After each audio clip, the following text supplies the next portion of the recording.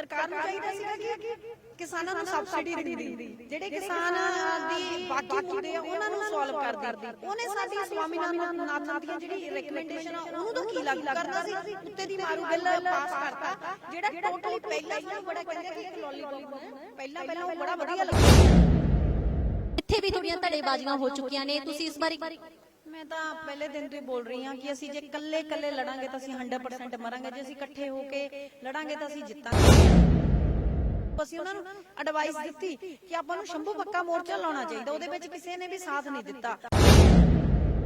ਬੰਦ ਕਮਰਿਆਂ 'ਚ ਕੀਤੀਆਂ ਹੋਈਆਂ ਮੀਟਿੰਗਸ ਨੇ ਨਾ, ਉਹ ਹੱਲ ਨਹੀਂ ਦੇ ਸਕਦੀਆਂ। ਬੰਦ ਕਮਰਿਆਂ ਦੇ ਵਿੱਚ ਅਸੀਂ 4 ਜਾਣੇ ਪੂਰੇ ਪੰਜਾਬ ਦਾ ਫੈਸਲਾ ਨਹੀਂ ਲੈ ਸਕਦੇ।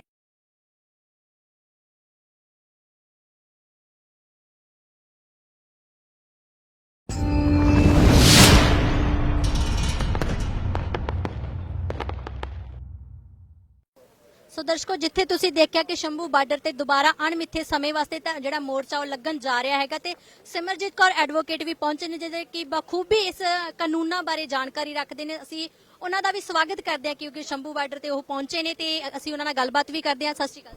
ਸਤਿ ਸ਼੍ਰੀ ਅਕਾਲ ਜੀ। ਦੀ ਤੁਸੀਂ ਕਿਵੇਂ ਦੇਖਦੇ ਹੋ ਕਿ ਜਿਸ ਤਰ੍ਹਾਂ ਹੁਣ ਬਿੱਲ ਜਿਹੜੇ ਪਾਸ ਕੀਤੇ ਗਏ, ਮਾਰੂ ਬਿੱਲ ਪਾਸ ਕੀਤੇ ਗਏ, ਕਿਉਂਕਿ ਕਾਨੂੰਨ ਦੇ ਹੱਕਾਂ ਦੇ ਵਿੱਚ ਨਹੀਂ ਉਹ ਹਾਮੀ ਮਾਰ ਰਹੇ, ਪਰ ਫਿਰ ਵੀ ਤੁਸੀਂ ਦੇਖਿਆ ਕਿ ਇੱਥੇ ਵੀ ਥੋੜੀਆਂ ਧੜੇਬਾਜ਼ੀਆਂ ਹੋ ਚੁੱਕੀਆਂ ਨੇ, ਤੁਸੀਂ ਇਸ ਬਾਰੇ ਕੀ ਕਹੋਗੇ?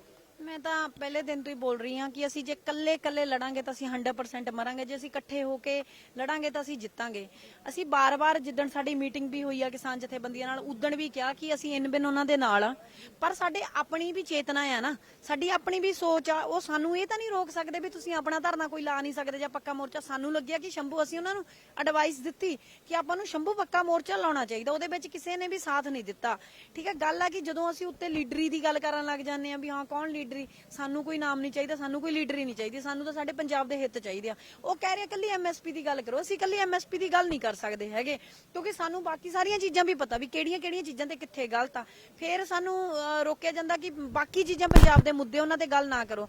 ਦੇਖੋ, ਅਸੀਂ ਸਮਾਜਿਕ ਕਾਰਕੁਨ ਬੋਲੇ ਜਾਂਦੇ ਹਾਂ ਨਾ, ਪੋਲੀਟੀਕਲ ਕਾਰਕੁਨ ਵੀ ਹੈਗੇ, ਕਿਉਂਕਿ ਜਿੱਥੇ ਰਾਜਨੀਤਿਕ ਪਾਰਟੀਆਂ ਗਲਤ, ਅਸੀਂ ਉਹਨਾਂ ਦੇ ਵਿਰੁੱਧ ਵੀ ਡਟ ਕੇ ਬੋਲਦੇ ਹਾਂ, ਬੋਲਣਾ ਚਾਹੀਦਾ। ਜੇ ਸਾਨੂੰ ਸਮਝ ਹੈਗੀ ਆ ਮਾੜੀ ਮੋਟੀ ਤਾਂ ਇਹ ਸਾਰੇ ਪੰਜਾਬ ਨੂੰ ਪਤਾ ਹੈ ਕਿ ਸ਼ੰਭੂ ਇੱਕ ਉਦਣ 25 ਤਰੀਕ ਤੋਂ ਬਾਅਦ ਇੱਕ ਸਿੰਬਲ ਬਣ ਗਿਆ ਕਿ ਸ਼ੰਭੂ ਵਾਲੇ ਧਰਨੇ ਇਹਦੇ ਨਾਲ 4 ਸਟੇਟ ਤੇ ਅਸੀਂ ਅਸਰ ਪਾਉਨੇ ਆ। ਠੀਕ ਆ, ਤੇ ਜਦੋਂ ਆਹ ਵਾਲਾ ਇੱਥੇ ਲੱਗਦਾ ਹੈ ਤੇ ਕਿਉਂ ਨਾ ਆਪਾਂ ਡਟ ਕੇ ਅਸੀਂ ਕਿਹਾ ਵੀ ਆਪਾਂ ਇੱਥੇ ਜਿਹੜਾ ਹੈਗਾ ਆ ਪੱਕਾ ਮੋਰਚਾ ਲਾਈਏ, ਪਰ ਕਿਸੇ ਨੇ ਕੋਈ ਹਾਮੀ ਨਹੀਂ ਭਰੀ। ਤੇ 2-4 ਮੋਰਚੇ ਹੋਰ ਲੱਗ ਗਏ। ਠੀਕ ਆ, ਆਪਾਂ ਉਹਨਾਂ ਦੇ ਨਾਲ ਆ। ਕਿਉਂਕਿ ਜਿਹੜੀ ਕਿਸਾਨਾਂ ਦੀ ਲੜਾਈ ਉਹ ਕਿਸਾਨ ਜਥੇਬੰਦੀਆਂ ਦੀ ਲੜਾਈ ਹੈਗੀ ਆ, ਅਸੀਂ ਉਹਨਾਂ ਦੇ ਬਿਲਕੁਲ ਨਾਲ ਖੜੇ ਆ। ਪਰ ਜੇ ਉਹ ਸਾਨੂੰ ਰੋਕਣਗੇ ਵੀ ਤੁਸੀਂ ਆਹ ਨਾ ਕਰੋ ਤਾਂ ਉਹ ਨਹੀਂ ਹੋਊਗਾ ਨਾ। ਠੀਕ ਹੈ ਨਾ, ਇਹ ਗੱਲਾਂ ਗਲਤ ਆ ਵੀ ਆਹ ਚੀਜ਼ ਵੀ ਸਾਡਾ ਜੋ ਸਾਨੂੰ ਸਹੀ ਲੱਗਦਾ ਹੈ ਉਹ ਵੀ ਕਰਨਾ ਬਣਦਾ ਆ, ਨਾਲ ਅਸੀਂ ਉਹਨਾਂ ਦੇ ਖੜੇ ਆ। ਪਰ ਤੁਸੀਂ ਦੇਖੋ ਕਿ ਇਹ ਕਾਨੂੰਨਾਂ ਨੂੰ ਸਹੀ ਸਾਬਤ ਕੀਤਾ ਜਾ ਰਿਹਾ, ਚਾਹੇ ਉਹ ਕਾਂਗਰਸੀ ਪਾਰਟੀ ਹੋਵੇ, ਬਾਦਲ ਹੋਵੇ, ਤੇ ਮੋਦੀ ਨੇ ਵੀ ਆਪਣੀ ਇੱਕ ਸਟੇਟਮੈਂਟ ਦਿੱਤੀ ਹੈਗੀ ਆ ਕਿ ਅਸੀਂ ਇਹ ਜਿਹੜੇ ਬਿੱਲ ਪਾਸ ਕੀਤੇ ਨੇ, ਬਿੱਲ ਬਣਾਏ ਨੇ, ਉਹ ਅਸੀਂ ਕਾਨੂੰਨਾਂ ਦੇ ਹੱਕਾਂ ਲਈ ਬਣਾਏ ਨੇ। ਕੀ ਕਹਿਣਾ? ਮੈਮ ਦੇਖੋ, ਗੱਲ ਕੀਤੀ ਗਈ ਸੀ ਸਵਾਮੀਨਾਥਨ ਕਮੇਟੀ ਦੀ ਕਿ ਉਹਦੀਆਂ ਜਿਹੜੇ ਰეკਮੈਂਡੇਸ਼ਨ ਆ ਉਹਨਾਂ ਨੂੰ ਲਾਗੂ ਕੀਤਾ ਜਾਊਗਾ। ਸਵਾਮੀਨਾਥਨ ਕਮੇਟੀ ਨੂੰ ਚੈੱਕ ਕਰ ਲਓ ਵੀ ਉਹ ਗੱਲ ਕੀ ਕਰਦੇ ਆ ਤੇ ਆ ਸਾਡੇ ਉੱਤੇ ਕੀ ਥੋਪ ਕੇ ਰੱਖਤਾ। ਠੀਕ ਆ, ਦੂਜੀ ਗੱਲ ਜਿਹੜੀ ਕਿਸਾਨ ਦੇ ਹਿੱਤਾਂ ਦੀ ਗੱਲ ਕਰਦੇ ਆ, ਉਹ ਕਹਿ ਰਿਹਾ ਕਿ ਆੜਤੀਆ ਸਿਸਟਮ ਖਤਮ ਹੋ ਜਾਊਗਾ। ਠੀਕ ਆ, ਆੜਤੀਆ ਕਿਸਾਨ ਦਾ ਏਟੀਐਮ ਹੁੰਦਾ ਆ। ਠੀਕ ਆ, ਉਹ ਚ ਰਿਫਾਰਮ ਕਰਨ ਦੀ ਲੋੜ ਸੀ ਕਿ ਉਹ ਜ਼ਿਆਦਾ ਇੰਟਰਸਟ ਲਾਉਂਦੇ ਆ, ਹਨਾ, ਕਿਸਾਨ ਨੂੰ ਜ਼ਿਆਦਾ ਵਿਆਜ ਤੇ ਜਿਹੜਾ ਦਿੱਤਾ ਜਾਂਦਾ ਆ, ਮਤਲਬ ਪੈਸਾ ਦਿੱਤਾ ਜਾਂਦਾ, ਉਸ ਚੀਜ਼ ਦੇ ਉੱਤੇ ਸਾਨੂੰ ਚਾਹੀਦੀ ਸੀ। ਸਾਨੂੰ ਆ ਨਹੀਂ ਚਾਹੀਦੀ, ਸਾਨੂੰ ਦੂਜੀਆਂ ਫਸਲਾਂ ਦੀ ਵੀ ਐਮਐਸਪੀ ਜਿਨ੍ਹਾਂ ਦੀ ਹੈਗੀ ਉਹਨਾਂ ਦੀ 100% ਖਰੀਦ ਚਾਹੀਦੀ ਸੀਗੀ।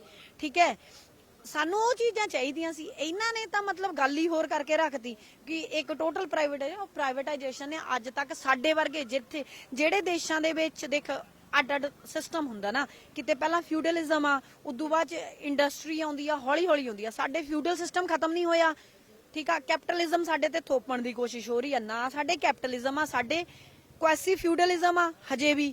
ਠੀਕ ਆ, ਉਹੀ ਸਾਡੇ ਪ੍ਰੋਪਰ ਇੰਡਸਟਰੀਅਲਾਈਜੇਸ਼ਨ ਵੀ ਹੈ ਨਹੀਂਗੀ। ਨਾ ਸਾਡੇ ਵੀ ਅਮਰੀਕਾ ਦਾ ਸਿਸਟਮ ਆ ਜਿਹੜਾ ਫੋਲੋ ਕਰ ਸਕਦੇ ਆ, ਨਾ ਅਸੀਂ ਚਾਈਨਾ ਦਾ ਸਿਸਟਮ ਫੋਲੋ ਕਰ ਸਕਦੇ ਆ। ਸਾਡਾ ਜਿਹੜਾ ਹੈਗਾ ਨਾ ਮਿਕਸਡ ਇਕਨੋਮੀ ਚੱਲਦੀ ਆ, ਤੇ ਇਹਦੇ ਵਿੱਚ ਸਾਨੂੰ ਸਰਕਾਰ ਨੂੰ ਚਾਹੀਦਾ ਸੀਗਾ ਕਿ ਕਿਸਾਨਾਂ ਨੂੰ ਸਬਸਿਡੀ ਦਿੰਦੀ, ਜਿਹੜੇ ਕਿਸਾਨ ਦੀ ਬਾਕੀ ਮੁੱਦੇ ਆ ਉਹਨਾਂ ਨੂੰ ਸੋਲਵ ਕਰਦੀ। ਉਹਨੇ ਸਾਡੀ ਸਵਾਮੀਨਾਥਨ ਦੀ ਜਿਹੜੀ ਰეკਮੈਂਡੇਸ਼ਨ ਆ ਉਹਨੂੰ ਤਾਂ ਕੀ ਲਾਗੂ ਕਰਨਾ ਸੀ, ਉੱਤੇ ਦੀ ਮਾਰੂ ਬਿੱਲ ਪਾਸ ਕਰਤਾ ਜਿਹੜਾ ਟੋਟਲੀ ਪਹਿਲਾਂ ਸਾਨੂੰ ਬੜਾ ਕਹਿੰਦੇ ਕਿ ਇੱਕ ਲੋਲੀਪੌਪ ਹੁੰਦਾ ਹੈ, ਪਹਿਲਾਂ ਉਹ ਬੜਾ ਵਧੀਆ ਲੱਗੂਗਾ ਕਿ ਸਾਨੂੰ ਮਹਿੰਗੇ ਮੁੱਲ ਦੇ, ਕਿਉਂਕਿ ਉਹਨਾਂ ਨੂੰ ਜਿਹੜੇ ਵੀ ਹੈਗੇ ਟ੍ਰੇਡਰਸ ਹੋਣਗੇ ਉਹਨਾਂ ਨੂੰ ਕੋਈ ਉਹ ਟੈਕਸ ਨਹੀਂ ਦੇਣਾ ਪੈਣਾ, ਇਸ ਲਈ ਉਹ ਮਹਿੰਗੇ ਮੁੱਲ 'ਚ ਖਰੀਦ ਸਕਦੇ ਆ ਹਨਾ ਫਸਲ। ਤੇ ਜਦੋਂ ਮਹਿੰਗੇ 'ਚ ਖਰੀਦਣਗੇ ਪਹਿਲਾਂ ਕਿਸਾਨ ਨੂੰ ਵੀ ਚੰਗਾ ਲੱਗੂਗਾ ਵੀ ਮੇਰੀ ਫਸਲ ਮਹਿੰਗੀ ਜਾ ਰਹੀ ਆ। ਠੀਕ ਆ, ਇਹਦੇ ਨਤੀਜਾ ਸਾਨੂੰ ਹੌਲੀ ਹੌਲੀ ਪਤਾ। ਮੈਂ ਛੋਟੀ ਜਿਹੀ ਐਗਜ਼ਾਮਪਲ ਦਿੰਨੀ ਆ, ਗ੍ਰੀਨ ਰੈਵੋਲੂਸ਼ਨ ਆਇਆ, ਸਾਰੇ ਰੇਹਾਂ ਸਪਰੇਹਾਂ, ਸਾਡਾ ਪਾਣੀ ਤਬਾਹ ਹੋ ਗਿਆ। ਸਾਨੂੰ ਅੱਜ ਰਿਅਲਾਈਜ਼ ਹੋਇਆ ਕਿ ਉਸ ਚੀਜ਼ ਕਰਕੇ ਸਾਡਾ ਪਾਣੀ ਆ ਬਰਬਾਦ ਹੋ ਗਿਆ, ਸਾਡੇ ਪਾਣੀ 'ਚ ਜ਼ਹਿਰ ਮਿਲ ਗਈ। ਬਾਅਦ 'ਚ ਚੀਜ਼ਾਂ ਪਤਾ ਲੱਗਦੀਆਂ, ਜਦ ਸਾਨੂੰ ਹੁਣ ਨਤੀਜੇ ਉਹਨਾਂ ਦੇ ਪਤਾ ਤੇ ਫਿਰ ਅਸੀਂ ਉਸ ਚੀਜ਼ ਤੇ ਕੰਮ ਕਿਉਂ ਨਹੀਂ ਕਰਦੇ। ਇੰਨੀ ਕੁ ਗੱਲ ਆ। ਤੁਹਾਨੂੰ ਲੱਗਦਾ ਕਿ ਜਿੱਥੇ ਆਪਾਂ ਧਰਨਿਆਂ ਦੀ ਗੱਲ ਕਰਦੇ, ਮੋਰਚਿਆਂ ਦੀ ਗੱਲ ਕਰਦੇ, ਸੰਘਰਸ਼ ਦੀ ਗੱਲ ਕਰਦੇ, ਜਦੋਂ ਸੰਘਰਸ਼ ਕਰਦੇ ਆ ਪਰ ਕੋਈ ਨਾ ਕੋਈ ਅਜੇ ਤੱਕ ਸਿੱਟਾ ਨਹੀਂ ਨਿਕਲਦਾ ਨਜ਼ਰ ਆਉਂਦਾ। ਜਿੱਥੇ ਤੁਸੀਂ ਆਪਾਂ ਸ਼ਾਹੀਨ ਬਾਗ ਦੀ ਵੀ ਗੱਲ ਕਰ ਰਹੇ ਕਿ ਔਰਤਾਂ ਉੱਥੇ ਵੀ ਬੈਠੀਆਂ ਸੀ, NRPC ਦੀ ਮੰਗ ਉੱਠੀ ਸੀਗੀ ਕਿ ਇਹਨੂੰ ਰੱਦ ਕੀਤਾ ਜਾਵੇ। ਜੀ ਵਾਪਸ ਲੈ ਲਿਆ ਜੀ। ਉਹ ਸ਼ਾਹੀਨ ਖੁਸ਼ੀ ਦੀ ਗੱਲ ਹੈ ਕਿ ਮੋਰਚਾ ਜਿੱਤ ਚੁੱਕੇ ਆ। ਤੇ ਤੁਹਾਨੂੰ ਲੱਗਦਾ ਕਿ ਫਿਰ ਇਹ ਵੀ ਆਪਾਂ ਜਿਹੜਾ ਧਰਨੇ ਲਗਾ ਕੇ, ਮੋਰਚੇ ਲਗਾ ਕੇ ਆਪਾਂ ਇਹ ਬਿੱਲ ਆ ਜਿਹੜਾ ਉਹ ਰੱਦ ਕਰਵਾ ਸਕਦੇ ਹਾਂ? ਦੇਖੋ, ਇੱਕ ਤਾਂ ਹੁੰਦਾ ਉਹੀ ਧਰਨੇ ਲੱਗਣੇ ਹਨਾ, ਇੱਕ ਹੈ ਕਿ ਡਟ ਕੇ ਪੂਰਾ ਪੰਜਾਬ ਆਪਦੀ ਗੈਰਤ ਦੀ, ਆਪਦੀ ਹੋਂਦ ਦੀ ਲੜਾਈ ਲੜ ਰਿਹਾ ਆ। ਜੇ ਤਾਂ ਡਟ ਕੇ ਅਸੀਂ ਰਲ ਮਿਲ ਕੇ ਚੱਲਾਂਗੇ ਅਸੀਂ ਜਿੱਤਾਂਗੇ।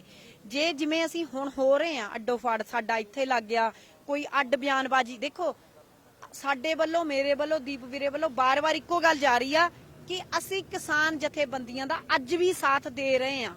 ਸਾਡੇ ਜਿਹੜੇ ਸਾਥੀ ਦੂਰ ਦਰਾਡੇ ਹੈਗੇ, ਅਸੀਂ ਕਹਿੰਦੇ ਆ ਕਿ ਤੁਸੀਂ ਟੋਲ ਪਲਾਜ਼ੇ ਵੀ ਰੋਕੋ, ਤੁਸੀਂ ਰੇਲਾਂ ਤੇ ਵੀ ਬੈਠੋ, ਪਰ ਰੇਲ ਪਟਰੀਆਂ ਤੇ ਬੈਠ ਕੇ ਕੀ ਟ੍ਰੇਨ ਆ ਰਹੀ ਆ, ਉਹਦਾ ਨੁਕਸਾਨ ਕਿਹਨੂੰ ਜਾਣਾ, ਨੁਕਸਾਨ ਕਿਹਨੂੰ ਹੋਣਾ? ਸਾਨੂੰ ਉਹ ਚੀਜ਼ਾਂ ਸੋਚਣੀਆਂ ਪੈਣਗੀਆਂ। ਸਾਨੂੰ ਜੇ ਅਸੀਂ ਦਿੱਲੀ ਤੇ ਅਸਰ ਕਰਨਾ ਸੀ, ਅਜੇ ਦਿੱਲੀ ਨਹੀਂ ਜਾ ਸਕਦੇ ਕਿਉਂਕਿ ਇੰਨੇ ਕੁ ਘੱਟ ਤਾਂ ਦਿੱਲੀ ਜਾ ਹੀ ਨਹੀਂ ਸਕਦਾ। ਠੀਕ ਆ, ਆਹ ਸੜਕ ਜਾਮ ਕਰ ਦਈਏ। ਮੈਂ ਪਹਿਲਾਂ ਵੀ ਬੋਲਿਆ, ਮੈਂ ਉਦਣ ਮੀਟਿੰਗ 'ਚ ਵੀ ਬੋਲਿਆ ਕਿ ਬਾਰਡਰ ਸੀਲ ਕਰੋ। ਜਦੋਂ ਅਸੀਂ ਬਾਰਡਰ ਸੀਲ ਕਰਾਂਗੇ, ਅਸੀਂ ਦਿੱਲੀ ਵਾਲਿਆਂ ਨੂੰ ਜਾਂ ਕਿਸੇ ਹੋਰ ਨੂੰ ਐਂਟਰੀ ਨਹੀਂ ਕਰਨ ਦੇਵਾਂਗੇ, ਫਿਰ ਸੇਕ ਲੱਗੂਗਾ। ਜਾਂ ਜਿਹੜੇ ਅੰਡਾਣੀਆਂ ਅੰਬਾਣੀਆਂ ਦੇ ਸੈਲੋਸ ਬਣੇ ਹੋਏ ਆ ਉਹਨਾਂ ਦੇ ਉੱਤੇ ਸਰਕਾਰ ਮਤਾ ਪਾਸ ਕਰਕੇ ਉਹਨਾਂ ਨੂੰ ਕਬਜ਼ੇ 'ਚ ਲਵੇ, ਜੋ ਲੈ ਸਕਦੀ ਆ, ਕਾਨੂੰਨਨ ਲੈ ਸਕਦੀ ਆ, ਉਹ ਚੀਜ਼ ਕੀਤੀ ਜਾਵੇ, ਫਿਰ ਹੱਲ ਹੋ ਸਕਦੇ ਆ। ਤੇ ਡਟ ਕੇ ਰਲ ਕੇ ਲੜਾਈ ਲੜੀ ਜਾਵੇ। ਆ ਜਿਹੜੀ ਇੱਕ ਦੂਜੇ ਦੇ ਵਿਰੁੱਧ ਬਿਆਨਬਾਜ਼ੀਆਂ ਚੱਲ ਰਹੀਆਂ ਨੇ, ਇਹ ਖਤਮ ਕਰਨੀਆਂ ਪੈਣਗੀਆਂ। ਠੀਕ ਆ, ਦੇਖੋ ਵਿਰੋਧ ਕੋਈ ਕਰਦਾ ਆ, ਚਾਹੇ ਉਹ ਕਿਵੇਂ ਵੀ ਕਰਦਾ, ਘਰ ਬੈਠਾ ਵੀ ਕਰ ਰਿਹਾ ਨਾ, ਵਿਰੋਧ ਹੁੰਦਾ। ਵਿਰੋਧ ਹੋਣਾ ਜ਼ਰੂਰੀ ਆ ਗਲਤ ਚੀਜ਼ ਦੇ ਖਿਲਾਫ। ਕੋਈ ਕਿਵੇਂ ਵੀ ਕਰਦਾ। ਆਜ਼ਾਦੀ ਦੀ ਲੜਾਈ ਅਲੱਗ-ਅਲੱਗ ਤਰੀਕਿਆਂ ਨਾਲ ਲੜੀ ਗਈ। ਠੀਕ ਆ, ਹਰੇਕ ਦਾ ਆਪਣਾ ਤਰੀਕਾ ਹੋ ਸਕਦਾ ਹੈ। ਗੱਲ ਆ ਕਿ ਸਾਡਾ ਉਦੇਸ਼ ਸੇਮ ਹੋਣਾ ਚਾਹੀਦਾ। ਠੀਕ ਆ, ਜੇ ਉਹ ਉਦੇਸ਼ ਕੱਲਾ MSP ਲੈ ਕੇ ਜਾਣਗੇ, ਉਹ ਸਾਡਾ ਉਦੇਸ਼ ਨਹੀਂਗਾ, ਕਿਉਂਕਿ MSP ਪਹਿਲਾਂ ਵੀ ਬਹੁਤ ਫਸਲਾਂ ਦੀ ਹੈਗੀ ਆ, ਪਰ ਖਰੀਦ ਪੱਕੀ ਹੋਊਗੀ ਇਹਦੀ ਕੀ ਗਾਰੰਟੀ ਆ? ਤੁਸੀਂ ਦੇਖਿਆ ਕਿ ਕਈ ਧਰਨਿਆਂ ਦੇ ਵਿੱਚੋਂ ਵੀ ਵਿਕ ਜਾਂਦੇ ਨੇ, ਉਹਨਾਂ ਵਿੱਚੋਂ ਵੀ ਕਈ ਇਹੀ ਤਾਂ ਗੱਲਾਂ ਨੇ ਨਾ ਕਿ ਬੰਦ ਕਮਰਿਆਂ 'ਚ ਕੀਤੀਆਂ ਹੋਈਆਂ ਮੀਟਿੰਗਸ ਨੇ ਨਾ, ਉਹ ਹੱਲ ਨਹੀਂ ਦੇ ਸਕਦੀਆਂ।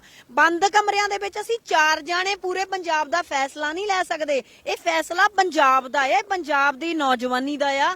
ਠੀਕ ਹੈ, ਇਹ ਕਿਉਂ ਨੌਜਵਾਨੀ ਭਵਿੱਖ ਆ ਪੰਜਾਬ ਦਾ, ਇਹ ਉਹਨਾਂ ਦਾ ਫੈਸਲਾ। ਕੱਲ ਨੂੰ ਸਾਡੀਆਂ ਆਉਣ ਵਾਲੀਆਂ ਨਸਲਾਂ ਕੀ ਕਹਿਣਗੇ, ਤੁਸੀਂ ਸਾਡੇ ਨਾਲ ਗੱਦਾਰੀ ਕਰਕੇ ਗਏ ਸੀ।